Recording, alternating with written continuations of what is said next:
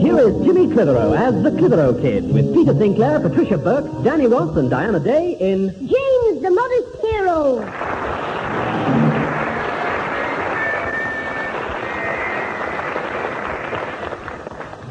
You know, Susan, I keep thinking today's Saturday. Well, it is Saturday. Oh, perhaps that's why I keep thinking it. Be quiet, Alfie. Mother's trying to rest. Oh, I'm sorry, Mrs. Clitheroe, if I annoyed you thinking it was Saturday. Not at all, Alfie. It's nice to hear you thinking at all. Being so cheerful. Oh, I'm always cheerful. You know, we have a saying in our house, laugh and the world laughs with you. I forget the other bit, but I know I told it to your Jimmy once, because he said, laugh and the world laughs with you, weep and you're Alfie's dad. Alfie, be quiet. Oh, I'm sorry, Mrs. Clitheroe. Did you want to doze off for 5 minutes? Shall I go out? Yes, Alfie. Yes. I was hoping for 5 minutes, peace and quiet. Oh, well, I won't disturb you again. I thought I'd come round this morning, Susan, because you're all going out this afternoon, aren't you? Yes, I'm going to Drummond and Hatton's store with Mother. You what? I didn't quite catch that. She's going out shopping with me. Oh, thanks, Mrs. Gerard. Thanks, Mrs. Clitheroe. For the last time, stop annoying Mother when she's trying to rest. Yes, Susan. Yes, Susan. Oh, that's better. Oh, no. Hey, Mum, look at me new football rattle. It's a present, isn't it, a smasher? Yes, it's very nice. Oh, but you're not looking. Look, see, Mum, look, see. I'm looking. Look, see, I've burnt me initials on it with the poker. I can't half rattle, Mum. Listen. Come on, Crawford. Fire on in. Look out, Crawford. Here comes their fullback. Don't go round him. Slip the ball through his bandy leg. The things you get to play with. Now, what numbskull gave you that? I did, Mrs. Clitheroe. Oh, that was very nice of you, Alfie. Yes, Alfie doesn't need it himself. When he goes to the football matches, he just rattles his head. Don't be rude. Alfie, did you have to give it to him? Well, it's an old one now. When I was little, and my mum found it the other day among some junk upstairs when she was looking for me dad. Shall I take it back, Mrs. Clitheroe? I don't know, Alfie. Do anything you like. Mum, you sound tired. What you want is 5 minutes peace and quiet. Now, why didn't I think of that? Oh, I may as well get ready. Susan, when are you going to comb my hair out for me? As soon as I've had a wash, Mother. I won't be a minute. Right, you are. Now, before I forget, what are you doing with yourself this afternoon, Newton? I'm painting some shelves for me, ma'am. He means me, tacky egg. My granddad's taking me to watch the Rovers, Mum. Oh, well, I hope we won't be long before he takes you. Oh, the sun's of time before the match. Kick-off's not till 3. My granddad's down at the Rose and Crown helping the referee to wet his whistle. You weep and you weep alone. Huh? That same we have, that's the other bit of it. You remember the first part? Yes. Jimmy, what are you doing at the window? I thought I heard the front gate. Oh, it's probably the milkman come for his money. Does the milkman have a bald head and a dog collar? What are you talking about? Well, if he hasn't, the vicar's calling. Oh, the vicar. The vicar? Oh, and here's me setting me all things with me curlers in. Can you keep him at the door for a minute, Jimmy? I can keep him there an hour if I send Alfie. You talking while I go upstairs and make myself presentable. Right, come on, Alfie. We'll both answer the door. Then you can tell him you want him to marry you to our Susan, and he can have a good look at you and decide whether he can read the service without laughing. He'll be reading a service for you when I finish with you. Hello, Vicar. What can we do for you? Ah, young Master James, and Alfred Hall, is it not, Maybe yes, it isn't. No, I'm not. It's me. Alfred Hall. Alfie. Bye-bye, I am. Pardon? A little confused, Vicar. Oh, shut up. I'm sorry, Vicar. I have to dash off.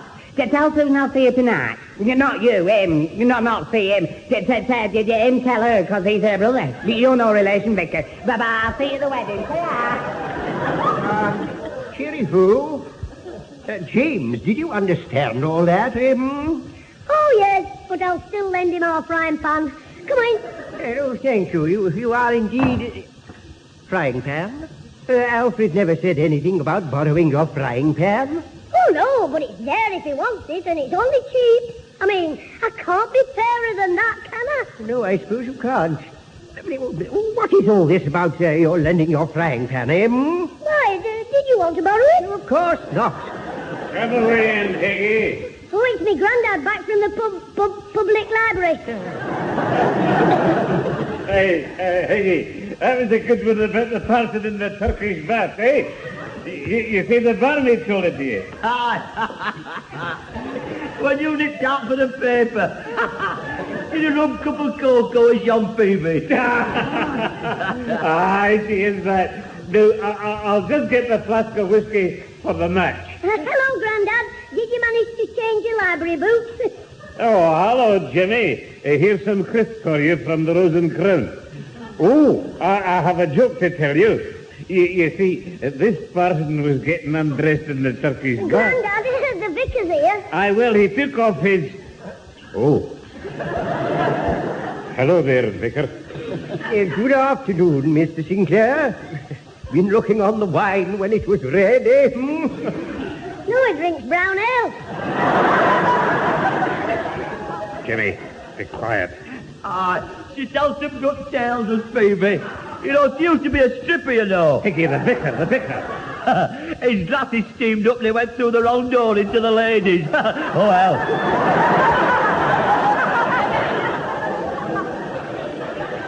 Good afternoon. Good afternoon, your worship. Reverence. It's Mr. Higginbottom. I married you, didn't I? No, I married Mrs. Higginbottom, didn't you?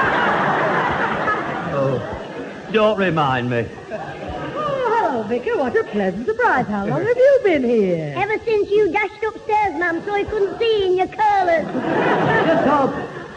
What can we do for you, Vicar? Well, I was going to tell James. I've called about the frying pan. Frying pan? Yes, sorry. I've called about the raffle tickets for the jumble sale this afternoon. Raffle tickets? Oh, heck. You said you'd get them printed and have them delivered to me, Mrs. Clitheroe, eh? That's right. I told Jimmy to collect them yesterday and let you have them. Didn't he bring them? Listen, everybody. Wasn't that a fire engine? It'll be an ambulance if you don't shut up. Jimmy, I told you to get those tickets and to take them round to the vicarage last night. I even sent you off to the printers specially to get them. Yes, ma'am, but they were closed. It was after 6. Hang on. You went to the fairground with my Ozzy at 5:30. Did I? I don't remember that. Well, Ozzy does. You sent him to get a ball back on the coconut shies. He came home with a lump on his head. So, you disobeyed me and went to the fairground, eh? Ma'am, let me tell you what really happened. Let's hear it, missus. I like a good fairy story. All right, Mr. Higginbottom. I've heard all I want to hear. Father, Jimmy doesn't go to that football match this afternoon. Hey? Oh, but, Mum, it's the best game of the season. Well, you won't see it. You'll collect those raffle tickets, take them to the church hall, and come straight back here, and no football match for you. Oh, Mum, I was looking forward to that match, and now I can't go. You're cruel, Mum. Cruel. My punishment is greater than I can bear. Genesis chapter 4. It's a rotten dead liberty. James Bond, chapter 9.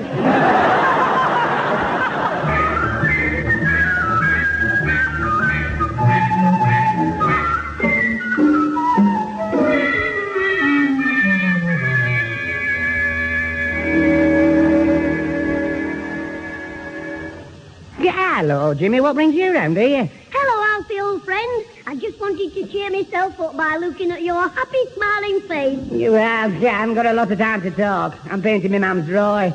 Not drawers.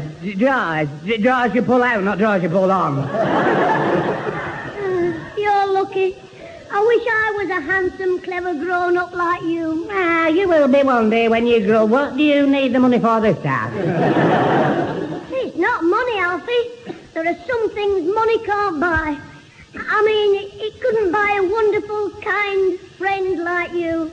You can't have been drinking. You're too young. I mean it. I'm going to give you the treat of your life. You're going to take me to the football match? Yes. Rovers versus Arsenal? Yes. The match your mum says you've not got to see? Yes.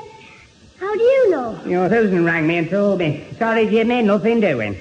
Well, at least run me an errand to the vicar's. You can have a chat while you're there. I mean, you know you want him to marry you and our Susan one day, and he'll be very good at helping you with your problems. Listen, when I marry your Susan, I won't have any problems. You will, you know. You'll have me for a brother-in-law.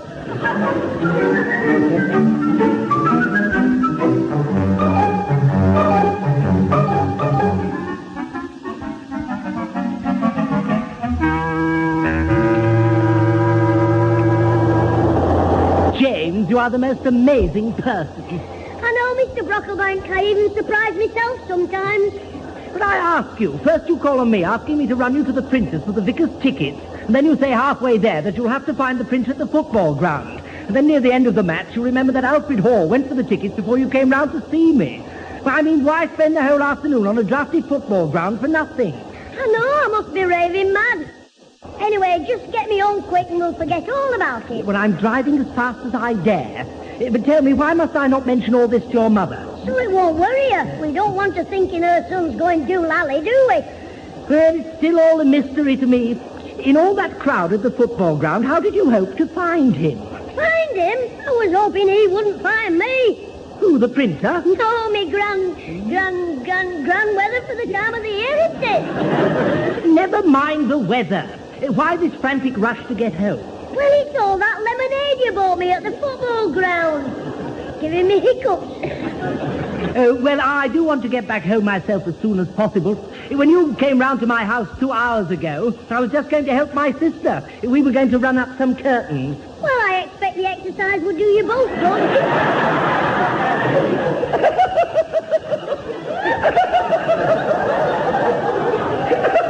Oh, I say. Oh, I like that. You're quite a wag, James. I know, it's the way I walk. Oh, dear. I must say, it's hard to resist you when you're in good form. One could forgive you anything. Well, just give me £1. Oh, forgive me, not give me. What's the time? Oh, about 5:20, I think. Oh, heck, I must get home before 6. Go on, faster, Mr. I Brocklebank. can't, James. It's a built-up area. And anyway, the lights are changing to red. Well, jump 'em then. I can't. Yes, you can. There's hardly any other traffic about. Don't be silly. I must pull up. Oh, I know these lights. They take ages to change. I say, James, you see that back alley? Is that down there? Yes, but we can't go that way. It leads straight to the canal. I was referring to the smoke coming from the back of those premises. Yes, well, keep your eye open for when the lights change. But, James, there may be a fire down there. Well, when we get home, we'll send them a bucket of water. We must drive round the block and investigate. Oh, heck. Well, find me a taxi first. Now, you just be patient. There could be danger here. It's nothing to the danger there'll be at home. If me granddad's in before me, you'll see some more smoke from the seat of my pants. James, I don't know what you're talking about, but I am going to investigate this matter. But, Mr. Brocklebank... It's no use arguing. I'm adamant. It has always been my belief that one's duty to one's community should be above one's duty to oneself, having no thought for monetary reward or other forms of gain. Hey, did you say reward? Oh, yes. Yes, those are business premises down there, storerooms and so on. But it's possible that for saving goods from destruction, one could collect a substantial reward. Right, drop me off at that phone box, and public-spirited Jim will ring the fire brigade.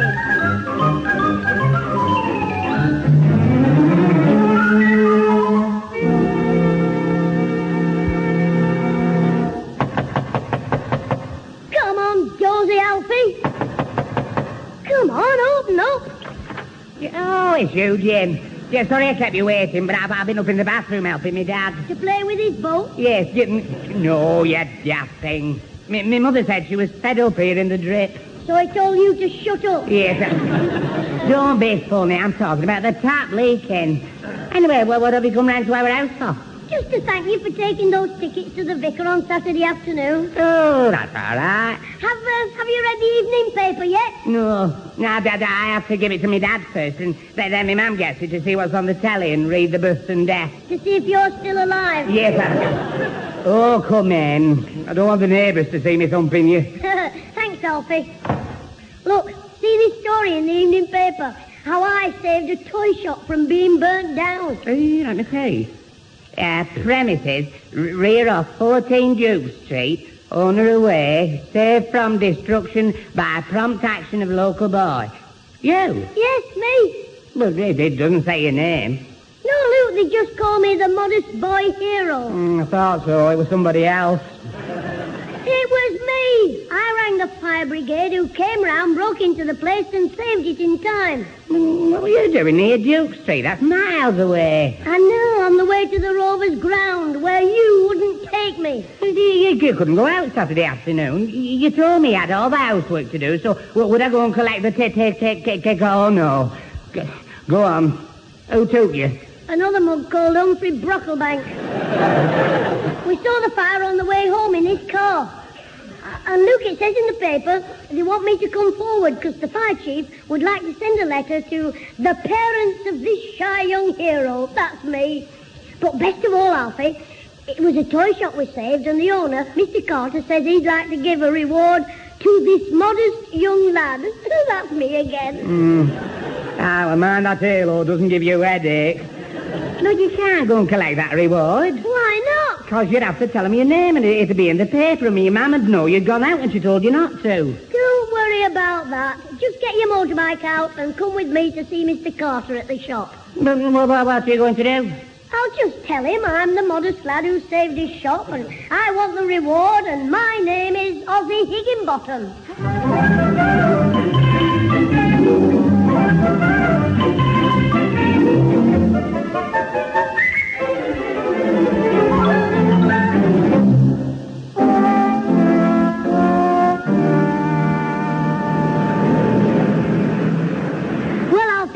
Thanks to you, we've got here after the blooming shop's closed. Well, I'm sorry, Jimmy. You want to sell that motorbike of yours and buy a pogo stick? The bike's all right. I just got something stuck in my feed pipe. Well, you shouldn't eat so fast. Hello? Anybody in? Mr. Carter, open up. I think he's coming out. It's easy. You'll have the door off. Stop banging that door. We're closed. Shut, locked up. I know you're closed, but I have to see you, Mr. Carter. Look, I close at 6 o'clock precisely, on the dot to the minute, and after that I don't serve anyone, no one, nobody, not at all, definitely not, no. Hey, Alfie, he sounds the right bloke for a toy shop. I'll bet his wife winds him up every morning. Oh, shut up. Mr. Carter, he wants to see you about the fire you had on Saturday. Yes, I saved your shop. Do you mean you're the lad who called the fire brigade, phone for help, raise the alarm? Yes, I, me, myself, the three of us. We're down 999. Cut it out. You said in the paper you wanted to see him. Oh, yes, I do, indeed. Come in. Wait a minute. What's this? Motorbike, leather jacket. You're not one of them hoodlums, are you? Teddy boys, turn up, tear away. You want to get with it, man. Alfie's a skinhead. Is he really? Yes, instead of going to the barber's for a short back and sides, he has a sandpaper. Is he the man who was with you when you saved my premises? No, that was Mr. Brocklebank, another friend, pal Muggs. Look, can we come in, Mr. Carter? Yes, I suppose so. Come in. Thank you. Well, Mr. Carter, what reward do I get? Oh, now. Just a minute, a second, not so fast. How do I know you deserve the reward? I've told you. I'm the lad who saved your shop. The modest hero. The shy one. Well, anyone could say that, couldn't they? I mean, I didn't see you on Saturday. I don't even know your name. I'm Ozzie Higginbottom, aren't Alfie? Yes, Jimmy. Blimey, lad. Ozzie Jimmy Higginbottom, Mr. Carter. Jimmy's my second name. Luke, Alfie knows all about me, phoning the fire brigade. Now, son, if you're the lad, you can have the reward with pleasure, but anyone can say they saved me shop and tell me the name. Can you prove it? Yes, I can. Give us your cap, Jim. Here, look at this. No, you big... Here, it says Jimmy Clitheroe. Yes. Whack. But that's the other name. But he told you. Jimmy's his second name and Clitheroe's his maiden name. Nickname. He had two mothers. The fathers. I must have got the wrong cap. Look, I called the fire brigade and the fireman thanked me afterwards and asked me who I was. Ah, that's it, of course. Yes, he'd know you. The fire officer in charge, Fire Officer Jackson. I'll ring the fire station. Phone up, speak to him. Yes. Good. I'll go in the back and phone. Have a look round the shop to see what you might want for a reward. If you are the boy. All right, Mr. Carter. The thing I want to find, Alfie, is a first aid outfit with splints and bandages. Splints and bandages? Yes, because the next time you forget I'm Ozzy Higginbottom, you'll be wearing them. Don't be funny. It was just a slip of the tongue. Anybody could have done it if they would. As soft as you? As soft as McDeep. I'm warning you. All right, let's have a look round the shop to see what I want. Do you think he'd let me have a football set? What kind? Well, the ball, the boots, shorts and shirts for 11 of us, 2 goalposts and nets. Oh, I'm sure, yeah. Why don't you ask him to make your partner? Look, all you did was dial 999. Yeah, it's a good job it wasn't a pet shop. You'd have wanted an elephant. No, I wouldn't. I'd have asked for a dustman bird. A dustman bird? Yeah, it's a bit like you. Every time it opens its mouth, out comes a load of rubbish. You're asking for a good hardy, my lad. Well, you're lucky, Ozzy. Ozzy. Oh, yes, me. How do you mean, Mr. Carter? Well, Fire Officer Jackson was just finishing his shift duty, so he said he'd call here on his way home and identify you. Oh, good. Well, while we waited, you may as well decide on what you want. Anything up to a cost of, say, £3. Oh, yes, no doubt about it, Mr. Carter. Young Ozzy Higginbottom here is definitely our little hero. Oh, thanks, Mr. Jackson. Good. Well, lad, I hope you didn't mind me checking up like this, but it was possible you could have been a phony, a trickster, an imposter. Not unless it was triplets. Anyway, can I have them roller skates as my reward? Of course, yes, certainly. Oh, don't bother to wrap them. I'll wear them now. And Alfie can pull me home behind his bike. Oh, no. Definitely no. Indeed no. We can't do it like that, can we, Mr. Jackson? No, of course not, no. We want your address so we can send a letter of thanks from the fire chief together with your reward from Mr. Carter. What? No more modesty. We want your parents to know just what you did. That's what I'm afraid of. Look, I'll tell you what. I'll take the skates now and you can send the letter to Mr. Higginbottom, me dad, later. The house is called Peacehaven, 24 Lavender Road, near the gasworks. Oh, no. I'm afraid I'll have to send the roller skates. And we want to do this thing properly. But, Mr. Carter... Yeah, come on, Jimmy. Bobby, there's no use arguing. Look, will you... Yes, you're right, Alfie. All right, Mr. Carter. They won't be there before tomorrow, will they? Oh, no, of course not. Right, well, we'd better be going, Alfie. Come on. Well, thanks very much, Mr. Carter. Oh, not at all, my boy. Thank you. Yeah, come on, Jossie. Jimmy, better be off. Right, Alfie. Let's get round to their house. Ours, I mean. Well, you've had it. Ozzy's going to be very pleased with his present. Don't worry, I'll soon have the skates off him. We'll go and see him now while his dad's out. Yeah, how do you know his dad'll be out? 'Cause it's opening time. Mind, Ozzy might want something to keep his mouth shut apart from my fist. It's not like me, he's out for all he can get. Oh, yes, it's not like you. I think we'll have to give him a couple of bobs. Yeah, well, I think that's cheated. What do you mean, we? Yeah, little twister. I'm not giving Ozzy 2 shillings. All right. We'll give him a bob each. Let's have yours. I don't mind paying a bob. See, here's mine. No, let's see your shilling. Well, I'm broke, so could you lend me a shilling till payday? Oh, all right, here. But I want it back on payday. Thanks. Hey, just a minute. When's payday? Don't ask me. You're the one who's working.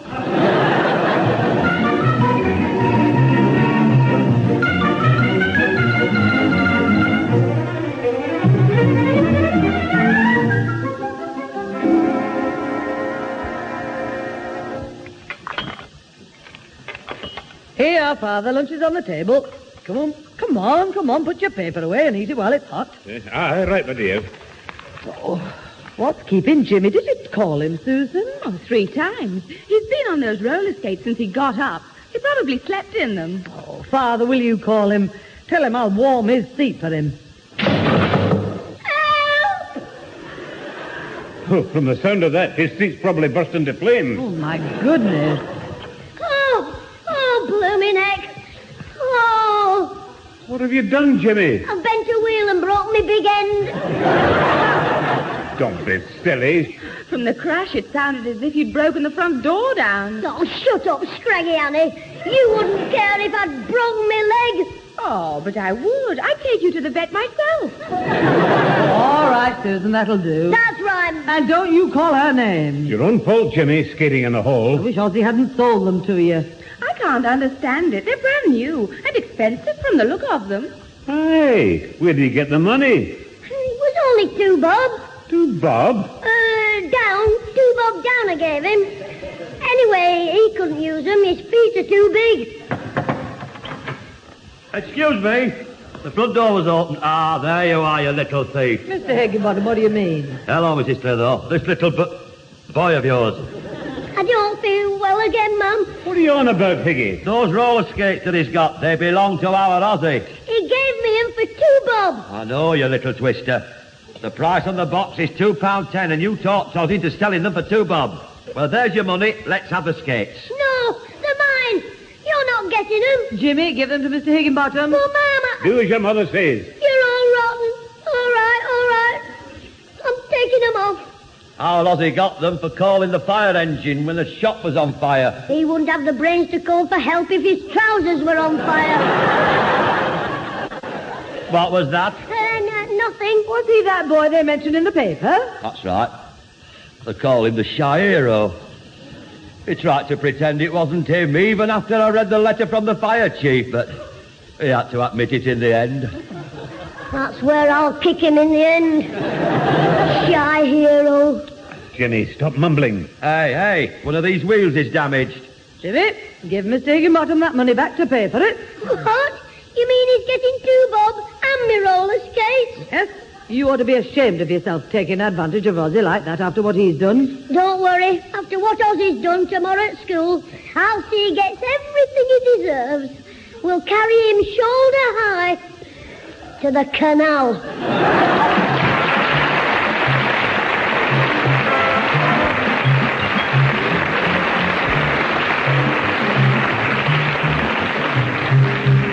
Those involved with the Clitheroe Kid this week were Peter Sinclair as grandfather, Patricia Burke as mother, Danny Ross as Alfie Hall, Diana Day as Susan, Tony Melody as Mr. Higginbottom, Brian Truman as the vicar and Mr. Carter, and Colin Edwin as Humphrey Brocklebank and the fireman. The recorded program was written by James Casey and Frank Roscoe, produced by James Casey, and starred Jimmy Clitheroe as the Kid himself.